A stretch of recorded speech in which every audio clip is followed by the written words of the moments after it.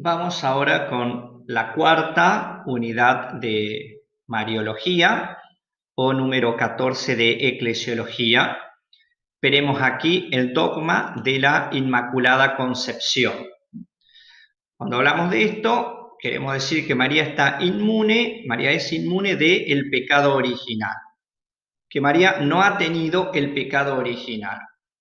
Para poder llegar a esto ha habido un progreso dogmático porque no está revelado de modo directo en la Escritura.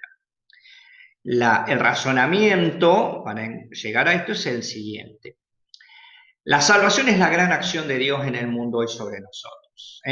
Y como decíamos, para esta salvación Dios ha querido la libre cooperación humana. Lo veíamos en el video anterior cuando hablábamos de Madre de Dios. Dios elige a María y le otorga los dones necesarios para su misión, para lo que tiene que hacer. Ahora bien, esto no le resta para nada libertad a María. Por eso nosotros vemos un paralelismo y casi un antecedente en Génesis 3:15. El castigo de Dios a la serpiente, que es la representación del demonio, habla de una enemistad entre la mujer y el demonio, entre la descendencia de ella y la de él. Por lo tanto, nosotros podemos ver que Cristo y María asociada a Cristo, han tenido la misma lucha y por lo tanto las mismas enemistades totales. Veamos ahora el texto de Lucas 1, 26, 38, la Anunciación. En el versículo 28 vemos que el ángel entra y le dice, Jaire que jaritomene. Que jaritomene es un participio pasado de un verbo causativo en griego. Viene de la palabra charis, que significa gracia. Cuando yo utilizo un participio pasado de un verbo causativo, estoy diciendo que la acción de la gracia ya ha operado un cambio. Por lo tanto, ya ha producido un efecto. La gracia, ¿cuál es aquí? ¿Qué es lo que hace la gracia en el ser humano? Borra el pecado y santifica. Por lo tanto, lo que nosotros queremos señalar es que María ha sido previamente santificada y purificada. Por eso otro modo de celebrar litúrgicamente esta fiesta es la purísima, como se dice, la pura y limpia concepción. Esto es signo de algo más. Los padres de la Iglesia ya hacían en el siglo II algunos paralelismos entre Eva y María. Acordémonos que podemos decir que donde cae Eva, María triunfa. En el siglo IV se habla de María como llena de gracia, se habla de la plenitud de la gracia, aunque todavía no había una reflexión explícita sobre el pecado original. Plenitud de gracia en María lo dice aquel gran poeta que fue San Efrem, también San Ambrosio, Agustín, porque ese es el honor del Señor, que María sea llena de gracia, aunque el influjo de San Agustín en otro aspecto, que es el tema del pecado original y la gracia, retrasó un poquito la definición dogmática. ¿Por qué? Porque, como lo han visto o lo terminaremos viendo en pecado original, en antropología teológica, para San Agustín todos son pecadores, y la relación, y por la relación, transmisión, pecado original y acto sexual. Si bien no lo podemos contar a esto en María, sí en sus padres. ¿Habría algún indicio de que esto sería considerado la Inmaculada Concepción como parte de nuestra fe por San Máximo de Turín? Y Teocteno, en el siglo VI, dice que María ha sido hecha de barro puro e inmaculado. Barro en el sentido de nuestra condición humana, terrena, pero esta pureza y este ser inmaculada estaría tendiendo a la exención del pecado original. Andrés de Creta dice que María es el don de la primera creación, por lo tanto nos situamos antes de la caída de Adán y Eva. Y lo mismo Germán de Constantinopla, que la llama Panajrante. En el siglo IX, Pascasio Radberto dice que Cristo sin pecado original requería una madre sin pecado original. Por lo tanto, habría una santificación de María en el vientre de su madre Santa Ana. No estaríamos hablando todavía del dogma de la Inmaculada Concepción, sino que estaríamos hablando de una santificación de María en el vientre de su madre. Esto trajo bastante tela para cortar. En el siglo VIII, en Oriente, ya se celebraba la fiesta de la Concepción, ligada a narraciones apócrifas sobre la esterilidad de Ana, etc.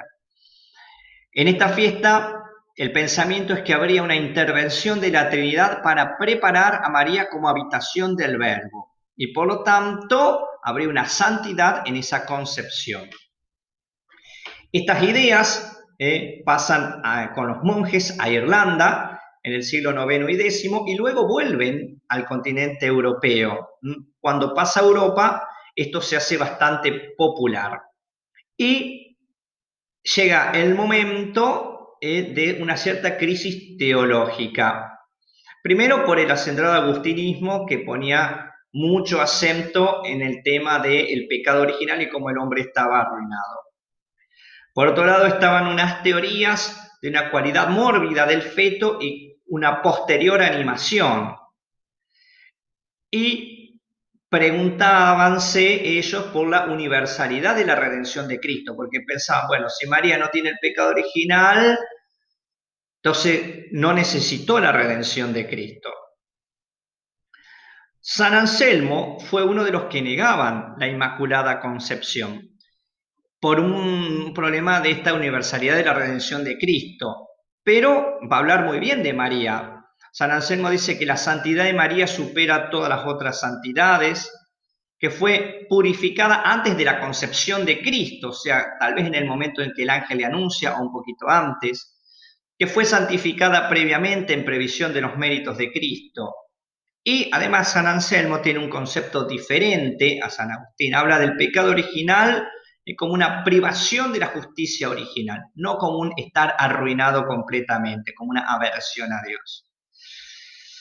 También son contrarios a lo que después será dogma, a la idea en ese momento de la Inmaculada Concepción de María, San Bernardo, Pedro Lombardo, San Alberto Magno, Alejandro de Ales, el mismo Santo Tomás de Aquino y San Buenaventura.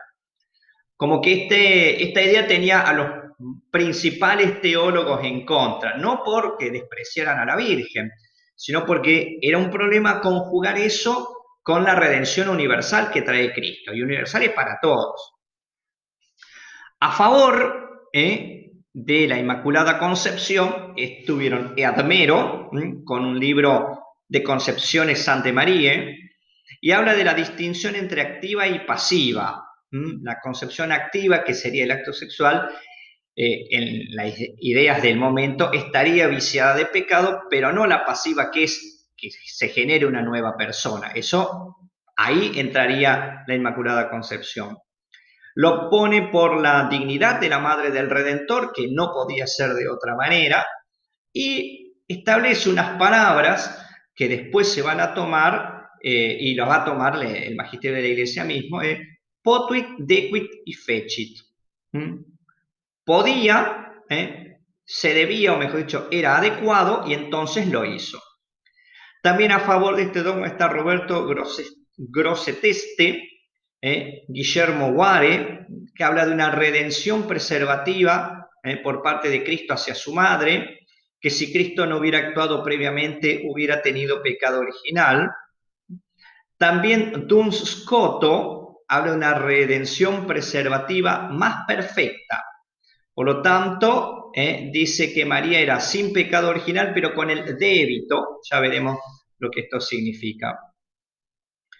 Pedro Aureolo habla de la distinción entre pecado original de derecho y de hecho. María de derecho, como todo ser humano, habría debido tener, pero de hecho, por gracia de Dios, no lo tuvo. Francisco de Maironis pudo con vino, entonces lo hizo, retomando lo de Eadmero. Así esto se va a generar incluso una controversia entre varias universidades, a tal punto que en el siglo XV 150 universidades estaban a favor en Europa de este concepto. El Concilio de Basilea del año 439 la define, pero como por otras cuestiones conciliaristas y otras más, fue un concilio cismático, no se tiene en cuenta como válido. El Concilio de Trento va a tomar el pecado original, va a definir, pero va a hacer una salvedad. Dice que en el decreto sobre el pecado original no comprende a María. Por lo tanto, no es que dice que es inmaculada, pero es como decir, bueno, todo lo anterior de María no sabemos, así que no podemos afirmarlo ni negarlo. Porque dice, no hay un argumento en contra de este dogma en la escritura o en la tradición. Alejandro VII en el año 661 va permitiendo el culto y va a explicar en qué consiste el piadoso sentir de los fieles. Finalmente, el Papa Pío IX, por la bula Ineffabilis Deus, que la encontramos en Denzinger-Hühnermann 2803, el 8 de diciembre de 1854 va a definir solemnemente el dogma de la Inmaculada Concepción. Los puntos principales de este dogma es: sujeto del privilegio es la persona de María. Esto sucede desde el primer instante de su existencia personal, aunque no se sepa. ¿Se acuerda que habíamos dicho, no se sabía si la persona empezaba en la concepción, cuándo se daba esa concepción, en la animación del feto, etcétera? Desde el primer instante de su existencia personal. Es por gracia y privilegio de Dios, o sea, no escapa a la redención de Cristo. El Papa no va a definir sobre el tema del débito, es decir, si no hubiera sido por eso María, ¿habría debido o no habría debido tener pecado? Centra en que esto sucede por los méritos de Cristo Salvador, de todo lo que tiene verdadera razón de pecado. No habla de las consecuencias del pecado original, que, como habremos visto, es la concupiscencia. No se dice si María tenía o no concupiscencia. Se le llama preservada, no se le dice inmune, justamente por este tema de la concupiscencia, pero preservada connota una cierta posibilidad, pero no es tan fuerte como débito. Esto, la Inmaculada Concepción, es algo que, si bien por deducción teológica lo conocemos, es algo revelado por Dios y por lo tanto es dogma de fe. El acento se pone en la plenitud de la gracia. Esto es lo importante a destacar. Recordamos que el gran defensor de la Inmaculada ha sido el beato Duns Scoto. Por eso retoma la Iglesia estas ideas de Duns Scoto de que una redención que preserva es una redención más perfecta que aquella que levanta después de caer. Un poquito queríamos señalar eso. Si el acento está puesto en la plenitud de la gracia que María recibe, en atención a los méritos de Cristo, y acordémonos que aunque Cristo viene después cronológicamente, como es Hijo de Dios, como es Dios mismo, el tiempo no tiene para él, el tiempo podemos decir que no constriñe su acción. Podemos decir que Cristo, muriendo y resucitando, le ha dado previamente esa gracia a María. Nosotros también tenemos plenitud de gracia después del bautismo. Así que no tiene que parecernos esto algo tan raro, solo que a nosotros esta gracia se nos da y a veces después la perdemos por nuestro pecado. Se nos borra el pecado original con el bautismo y después cometemos pecados personales. En María esta redención se aplicó previamente en el momento de su concepción, no posteriormente a su nacimiento, Y lo que hay que destacar en María es la fidelidad a esta plenitud de la gracia.